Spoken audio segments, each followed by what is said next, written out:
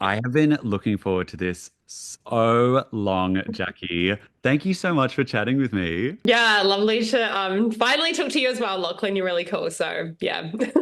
Finally. I mean, you have created so many incredible reality TV moments this season. I forgot how great I was. Honestly, I watched back my wedding and I was like, how did I manage to troll this man about keeping me warm and not have him pick up on it? Like it was very great. It was great. And the fact you said, I hope he doesn't drop me, and then he did it. Like the wedding episode was just a complete comedy. I know it literally was. I actually think they could have made a whole show about just Jackie and Ryan. Like there were so many more moments that didn't make the cut that were freaking. I was cracking up, rolling on the ground, laughing about them. So yeah. How have you felt watching the show now? Because I know it was very difficult at the very start of the season, seeing what they had created. How are you feeling about it now? It's still extremely difficult. I feel quite sick that they have, like I was really suffering in there. Like I'm not gonna lie, I'm not gonna sugarcoat it. I was suffering, and to turn, given what they know was going on, to turn that into, making me look like a laughing stock and almost make it look like I'm fake crying is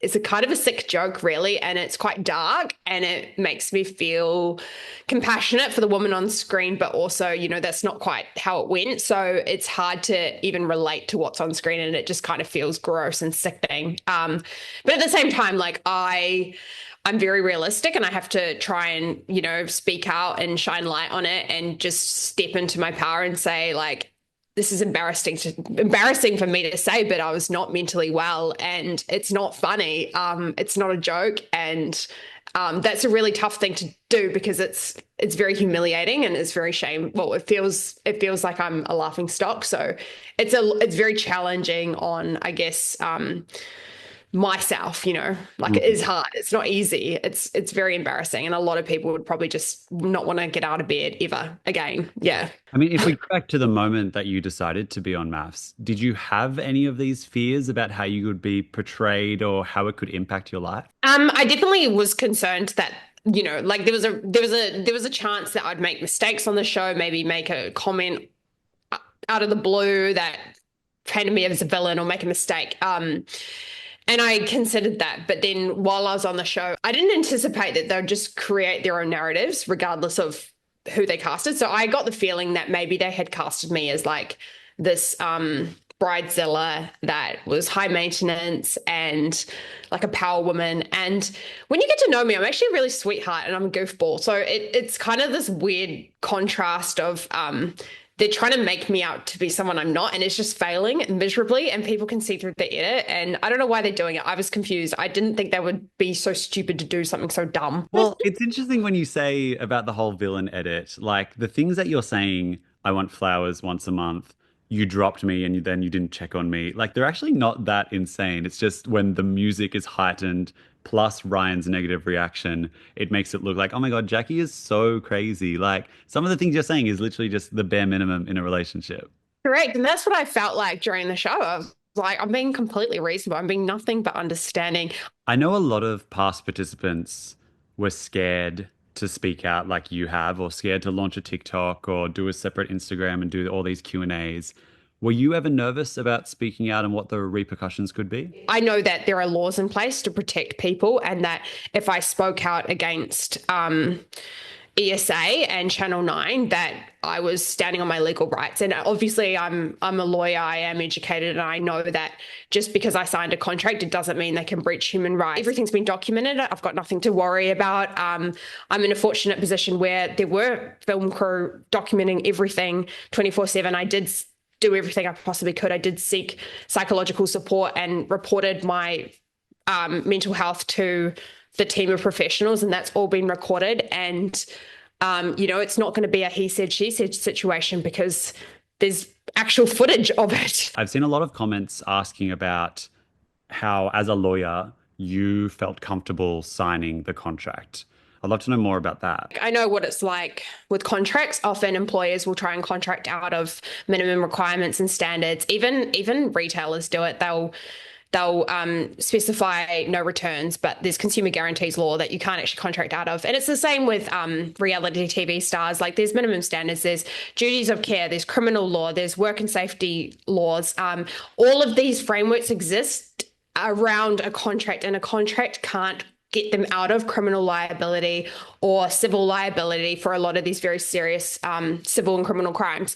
So I knew that at the very least, they'd have a duty of care to take care of me, and that if I suffered some kind of injustice, I could fall on my legal rights, you know.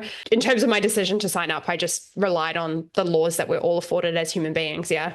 What was the thing that made you most surprised about how the show was run? Like, you obviously agree to a certain contract and then you arrive on set. What was it that you were kind of like, okay, I had no idea this was going to happen? I learned very quickly that the show doesn't operate in a way where you can actually be honest about your relationship, because they're creating content. They're just here to document a few problems and create a storyline that's going to be entertaining for the viewers. They don't really care about whether or not your marriage is going to work. I remember with the Confessions Week, with the photo ranking challenge, I remember you made a point on the couch being like, Ryan doesn't have to, this is obviously not verbatim, but Ryan doesn't have to put me first in the photo ranking challenge, but he has to find a way to kind of put me first in the relationship, which I think made perfect sense. But Alessandra made a point of being like, how does that work? That doesn't make sense. It was made to be some like, wow, Jacqui is crazy. She wants this, but expects that. Like what you were saying actually made a lot of sense, but they clearly had a narrative they wanted to go down. Absolutely. And I was kind of thinking, like, at the time, I was like, you guys are going to look like idiots. There's no way this is going to go to air, because all of Australia is going to see right through it and be like, fuck, I want my husband to put me first. Like, God damn it. And they're going to lose respect for the experts. And everyone did.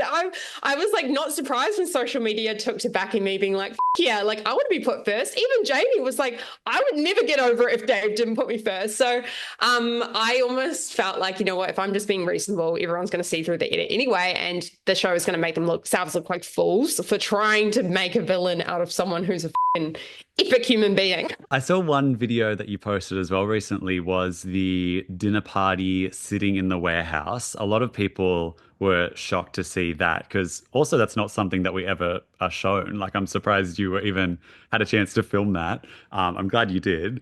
But what was the story behind that? How does that situation work? We've heard about the tents, but Yeah. sitting in separated chairs, what was going on there? After the dinner party, because it's like 3 a.m. in the morning, they've packed down the tents and they've just got all these chairs sitting out there. And we have to sit separately one by one. And this is just so that we're not talking. We can't talk in between scenes, because obviously it wouldn't make sense if, oh, sorry. They also need to voxy us. So it's they want to get content about what we thought about the night. But they don't want us to be influenced by each other's opinions.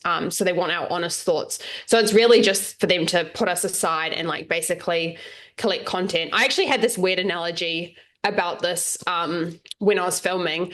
I felt like we were in a little bit of a horror movie. It felt like quite dark. Like, I'll take you back to the apartments, actually. It felt like they would not let us speak until the cameras were there. And in a way, it was like I would see the cameras outside someone's apartment room, like in the hallway, like the camera gear was like waiting there. And it felt like the cameras had gone in to milk the content, and then they would leave and go to the next room and like milk the content of that room. And it was really this creepy like feeling of like, we're not allowed to speak, we're not allowed to fight unless the cameras are there. So we just have to stay silent and let it build up. And then the cameras are here. Okay, you guys can speak now. They're milking us for that content. And then they leave. We have to be silent again. We all get separated. We're not allowed to speak, and we just have to wait for the next time the cameras are there. So I almost felt like a cow sometimes getting milked. It's pretty gross. I mean, it makes sense. It's a great analogy. Yeah, but yeah, it's a very dark analogy as well. Yeah. What was the closest you came to leaving the experiment? I got to the point where I was so low that I'd been moved into my own room. I was heavily medicated, and I was basically refusing to film because I kept crying and I couldn't do anything. This was right prior to Beth and TJ's wedding. Like, I was emotionally unstable and just being spoon fed, basically. They wanted to make sure I was eating, so they'd buy me food to send to my room to eat it. I was not planning on leaving then, because I was not even thinking for myself. Like, I was not capable of making the decision I should go. Like, I just wasn't in that mind frame. I was in the mind frame of, I'm broken. Sorry, I'm losing my voice. I'm broken. I can't move. I just want to sleep. I want you to leave me alone. I don't know what's going on. I feel confused. I'm confused. Like I need to process things and I don't know what I'm doing. So I wasn't actually planning on leaving then. I kind of didn't even really ever consider leaving. Like I considered it, but it just didn't feel like an option at all. And yeah, I mean, there was one point right towards the end of the experiment where I actually packed my bags. I was bawling out my eyes and I said, I just couldn't stop crying. I'd been crying all night long till 3 a.m. and they kept coming in and telling me to sleep. And I was like, I was just distraught. There were so many tears. I went through half a box of tissues and I said to them, like, I can't do this anymore. My heart dropped. I was like, for fuck's sake, like after all I've been through, I can't leave looking like I'm leaving because I'm not accepting Ryan. Like this is fucked, you know? I know Ryan is an actor as well, and I understand he's gone into full-time acting since leaving the show. Were you ever worried that he was acting or putting on this performance? He was always putting on a performance because that's his personality, but he wasn't acting during the show. Like I knew he was making mistakes. He was freaking out about the drop. That was not him acting. He was genuinely there making mistakes and obviously had no control over what was going on or the narrative. So I was never worried he was actually paid to be an actor to be married to me. I know a lot of people have said that you're being fake on the show or you're fake crying on the show. And personally, I think the moment when you wiped your tears away at Beth and TJ's wedding was incredible television. But what would you say to people who would think that you're an actress? I wouldn't say I'm an actress. I definitely am not an actor. I'd love to be an actor actually. If I'm maybe undiscovered talent, sure. I wasn't fake crying at all. What they would often do is they'd cut to the start of me crying and then cut the scene, cut the inside of my crying, so the tears are gone, and then just cut to the end. And so you get the start and the end, but not the in between. And that's why often, like even at Beth and TJ's wedding, I had black eyes, like panda eyes. I had clearly been crying. In fact, I'd been crying so much I had mascara on my dress as well. You didn't see that because they don't want this to be a sob story for Jacqui. If I'm having a really hard time, like at that wedding, when Afina came over to me and she was like, "This is not your wedding, Jacqui. Pull it together." I was like, you know what?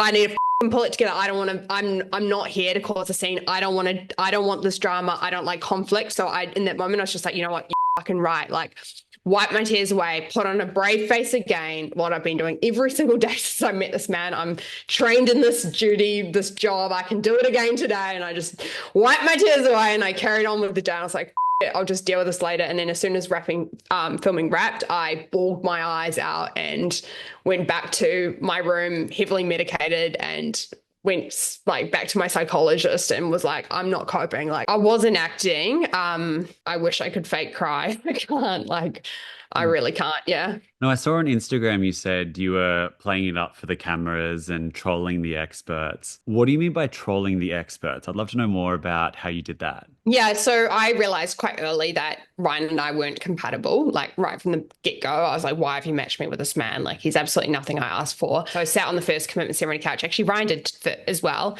And you heard him say, we just want to know why you guys matched us together because we're not compatible. Like, I don't know if you remember that. And No. they took the piss. They laughed. They're like, oh, oh. You know, it's like serious question here. We're not compatible.